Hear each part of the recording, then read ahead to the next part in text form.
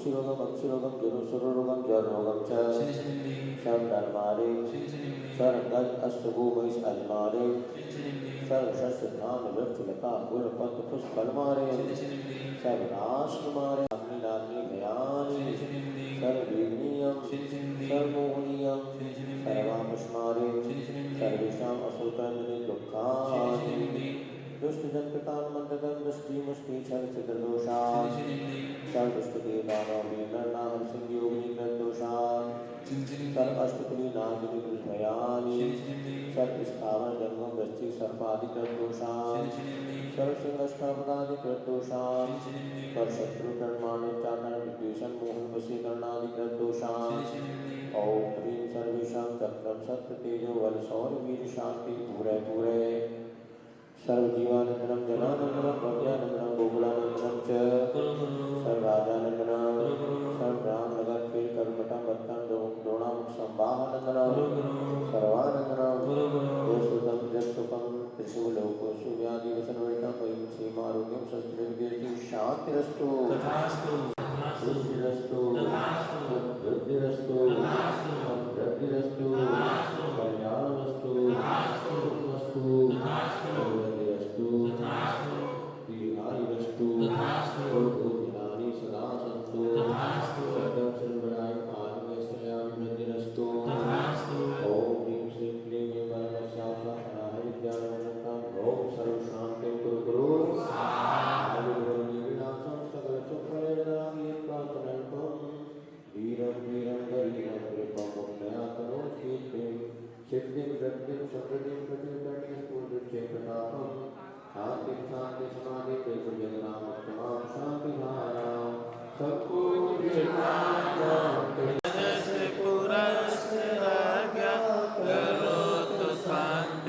भगवान जिनेन्द्र करो तो शांति भगवान जिनेन्द्र करो तो शांति भगवान जिनेन्द्र शांतिनाथ भगवान की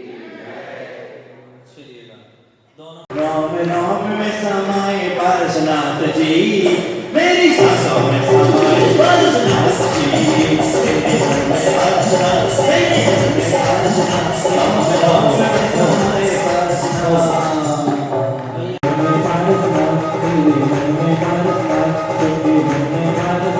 रोम रोम में समाये पार्शनाथ जी मेरी सांसों में समाये पार्शनाथ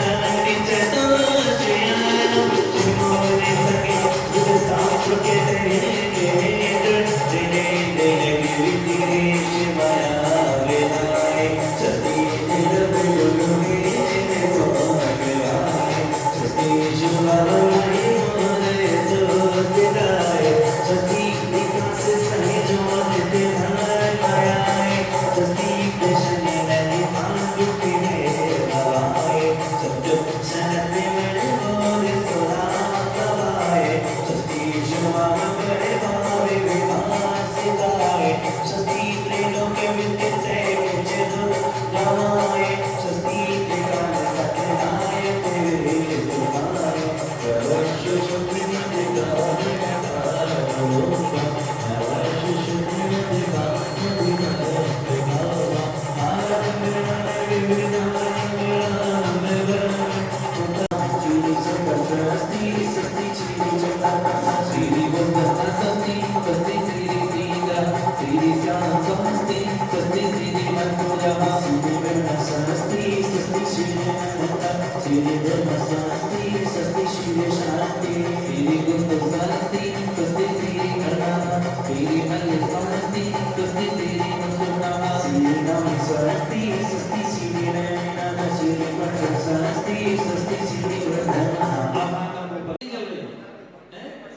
अब सब लोग अपने हाथों ऊपर करो।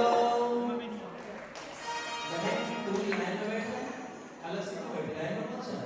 किससे से थोड़ी सी, इसको पीछे, इसको अंदर को लाइन कर लो। पूरे नगर में एक खबर चल दो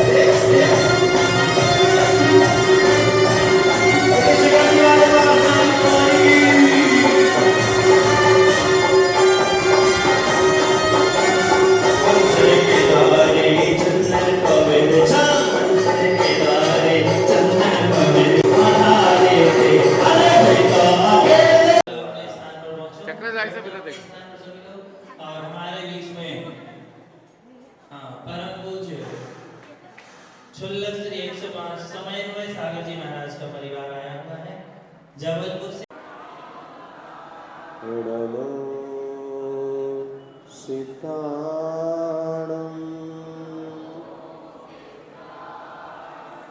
नमो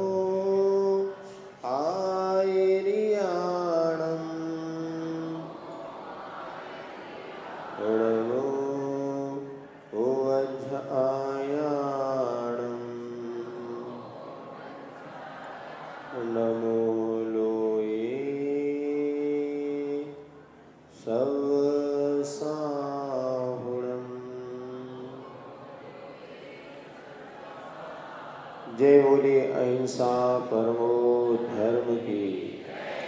शासन नायक भगवान महावीर स्वामी की। आचार्य भगवान श्री कुंद कुंद महाराज की। आचार्य श्री परम पूज्य आचार्य गुरुदेव श्री समय विद्यासागर जी महाराज की। आचार्य श्री समय सागर जी महाराज की। अष्टानिका महापर्व की। परम पूज्य मुनिवर श्री निर्वेद सागर जी महाराज की। समस्त मुनि संघ की।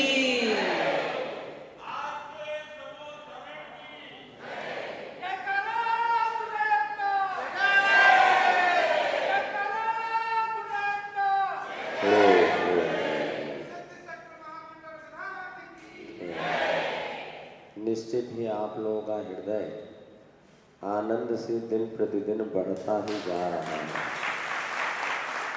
और अब तो ऐसा लग रहा है कि विधान और 4-5 दिन हो जाए तो ज़्यादा अच्छा है, लेकिन नहीं होगा। अभी तो आज 6वां दिन है, 2 दिन और आप आनंद लेंगे, इसके बाद और भी दूसरे अपने कार्यक्रम आगे चलेंगे।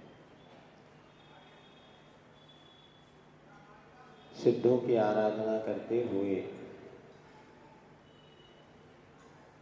हम इस बात को भी समझने का प्रयास कर रहे हैं कि भगवान की भक्ति हमारे लिए किस तरह कार्यकारी होती है। कल हमने चर्चा आपके समक्ष रखी थी, क्या कल या परसों बीते दिनों, कि हम भगवान की भक्ति करते हैं और भक्ति करना ही चाहिए, क्योंकि इसके सिवा कोई ऐसा और साधन नहीं है जो हमारे पापों को धो सके और अक्षय पुण्य का कारण बन सके। इसलिए हमने जैन दर्शन विश्व के दर्शनों में एक ऐसा दर्शन है जो कि भगवान को कर्ता धर्ता नहीं मानता। भगवान की उपासना तो करते हैं किंतु भगवान को हम कर्ता नहीं मानते। इसीलिए जैन दर्शन को कुछ लोग नास्तिक दर्शन कहते हैं। नास्तिक दर्शन का अर्थ क्या होता है? जो भगवान को नहीं मानता, ऐसा नहीं, जो भगवान को कर्ता नहीं मानता। एक दर्शन ऐसा है, वो कहता है पत्ता पत्ता राम के बिना नहीं हिलता, और एक बहुत अच्छा धारणा है, उसको अपन बना सकते हैं, लेकिन वो उनके जाही विदे राम, सिया राम सिया राम सिया राम कहिए, और जाही विधि राखे राम ताही विधि। गंज वासुदा में हमारा चातुर्मास हुआ था 2002 में, जब वो सामने एक मंदिर था, उस मंदिर में ये सोए से बसता था, सिया राम सिया राम सिया राम कहिए और जाही विधि राखे राम। ये उनका अपने प्रभु के प्रति समर्पण है। और ध्यान रखना, कहीं ये बात एक हमारे मन को बड़े कर्तृत्व से दूर भी कर देती है। अरे भाई, प्रभु को जैसा रखना है वैसा वो हमें रखेगा।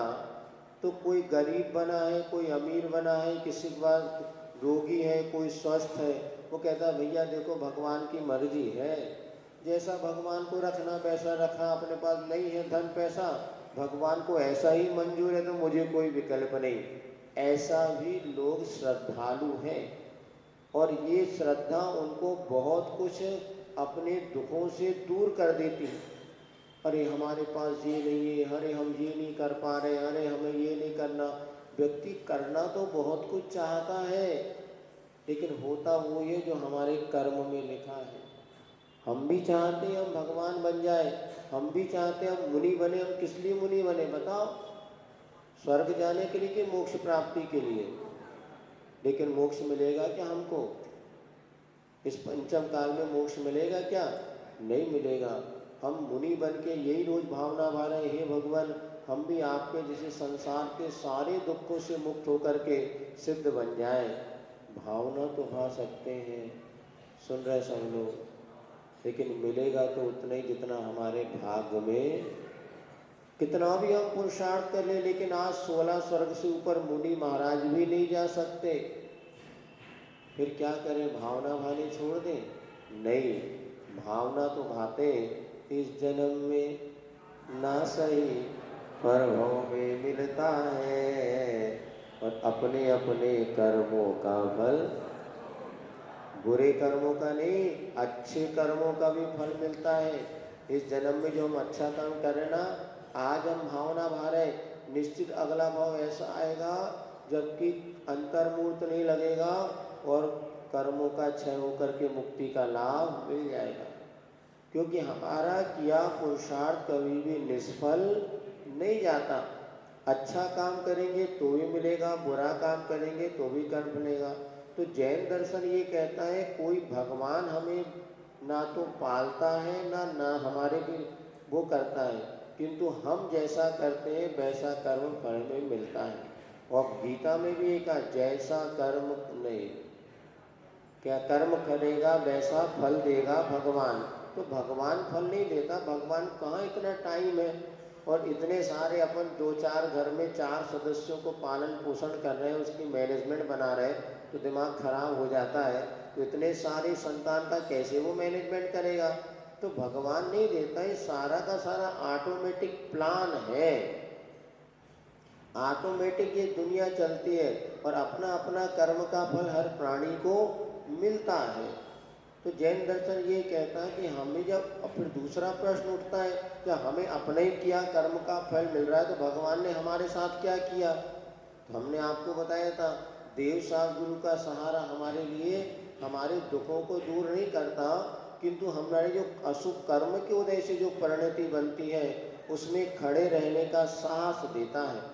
और हमारे अपने जो दाग लगे उसको धोने का पुरुषार्थ करने की प्रेरणा देता है। जैसे दर्पण के सामने अपना चेहरा देखा और जो हेयर स्टाइल बिगड़ी थी उसको सुधारने की प्रेरणा दे दी दर्पण ने, भैया तुम्हारे बाल बिगड़े हैं, अब सुधारना तो हमें ही पड़ेगा। बस गुरु हमारे लिए मार्ग बतला सकते हैं, किंतु चलना तो बोलो भैया आप ही को पड़ेगा, करना तो आपको पड़ेगा।